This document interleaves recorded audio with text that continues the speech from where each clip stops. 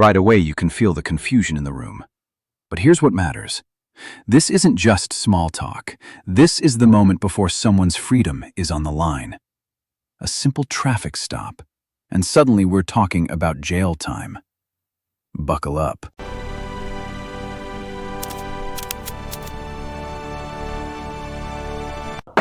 What? What? I was in the passenger seat. Stop. Don't. We'll get there. I don't want to see you either. Ms. Jackson, you now stand charged with possession of marijuana. You're facing up to 6 months in jail and a $2,000 fine. We are going to do probable cause. You have the right to remain silent. Anything you say can or will be used against you. You have the right to have an attorney present. If you cannot afford one will be appointed to you. Yes, Judge. On September 26, 2024, officers conducted a traffic stop on a vehicle bearing an expired agent tag. Officers made contact with the occupant of the vehicle. Defendant Cephas was arrested for a DWLI, and defendant Jackson had active warrants out of Webster PD. Officers conducted an inventory of the vehicle and located 2 small black bags containing a green leafy substance on the passenger side where defendant Jackson was sitting, and a backpack containing a firearm in the trunk. Substance was identified as marijuana based on training and experience. The weight was 4 grams or 0.141 ounces. The defendants denied ownership of both. The defendants were identified with Texas driver's license. Okay, I have so many questions. Yes, Judge. So first off, you said defendants. Yes, plural.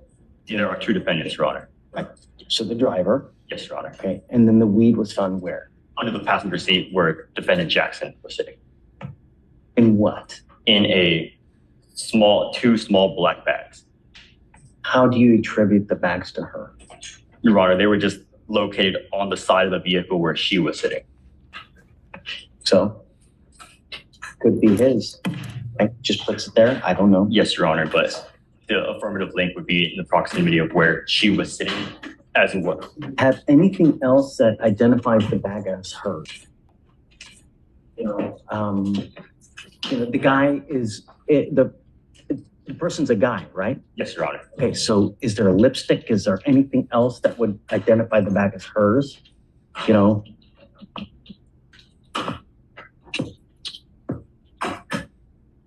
Your Honor. All we have is that it was located on the passenger side glove box, just those 2 small black bags. Glove box. Yes, Your Honor. Absolutely. It was in the glove box. Stop it. Are you losing?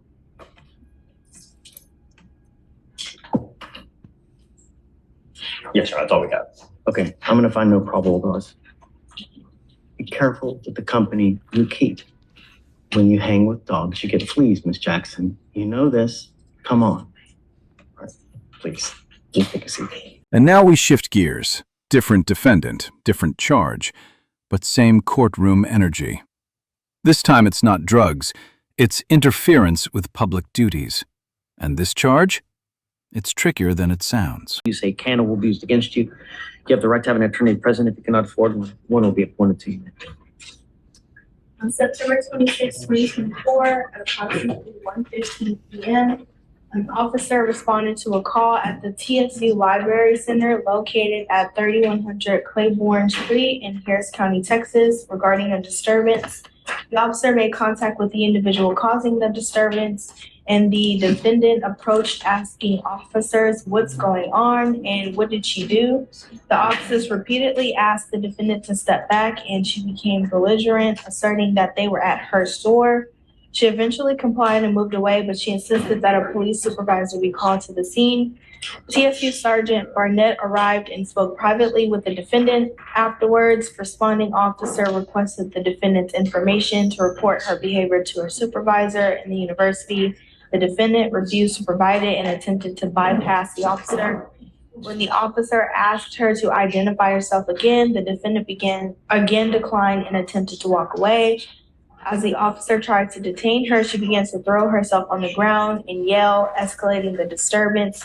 Several officers issued verbal commands for her to comply.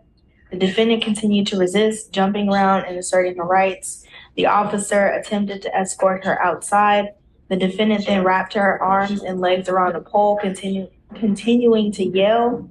The officers physically pried her from the pole and detained her. The defendant used her body weight to resist and push against the officers. Defendant was then placed in the back of the patrol car without incident. Okay. What was she doing wrong? So it appears she wasn't the initial person causing the disturbance, but when they came to respond to the disturbance that they were called for, she intervened. And once they asked her to remove herself from the situation, You didn't say, when you initially started saying about everything, you didn't say that she was the initial cause of the disturbance, that there was a call for a disturbance. They get out there and she, I guess. So what it says is that they made contact with the individual that was causing the disturbance, and then the defendant approached asking. See, right. So she just comes up, starts being nosy, right? Right. And then she basically, I guess, is trying to leave. And then they start asking her for her information. Well, they were asking her to leave the scene so that they can respond to the disturbance, and she wouldn't comply. I think that's the issue, that she wouldn't leave when Did they you asked her. say that? Yes. They asked her to move away from the scene and she refused to comply.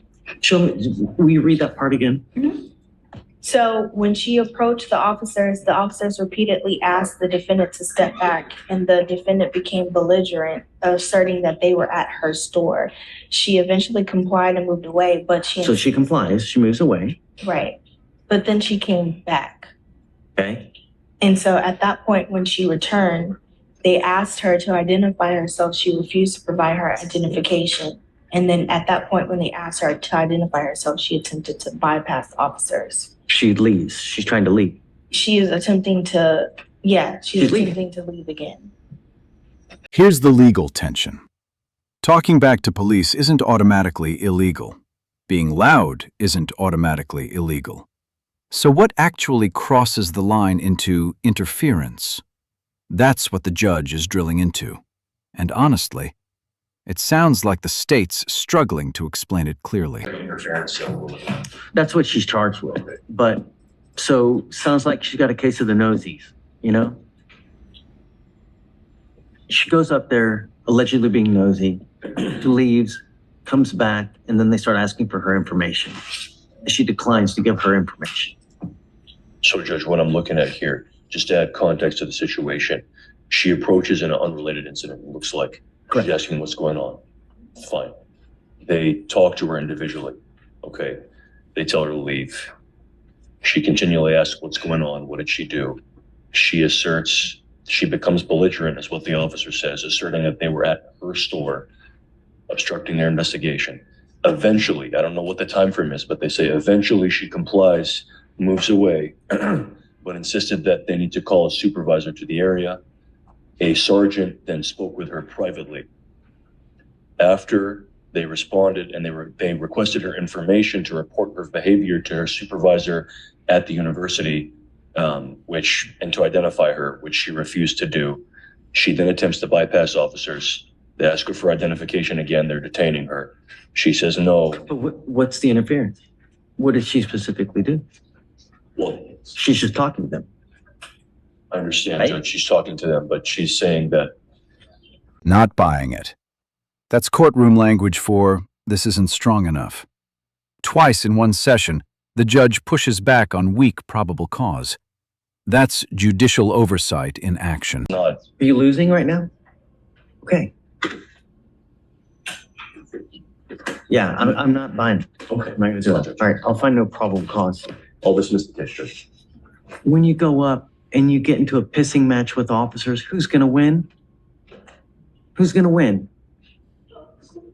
Every single time. If you go up and you mess with someone who has the power of arrest, you're going to lose every single time. Don't go. It's not hard. I found no probable cause in your case, ma'am. Just be careful. Okay? Can I ask a question? Sure. If I want to press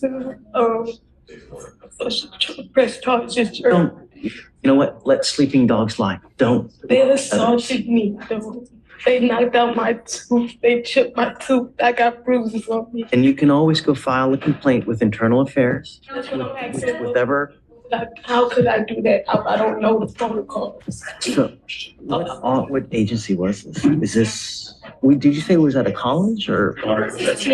Yes. So you go to the Texas Southern University Police, you go to Internal Affairs, and you can file a complaint that way. Okay, I would take everything that you have, and that's how you do it. Okay, but just be careful. I can't really go back to my job because they're trying to ban me. I don't know. I mean, did they issue some kind of trespass warning? No, sir. If there's a trespass warning, be careful. I don't see that one has been filed. They haven't told me about any kind of trespass or anything, so just be careful, okay?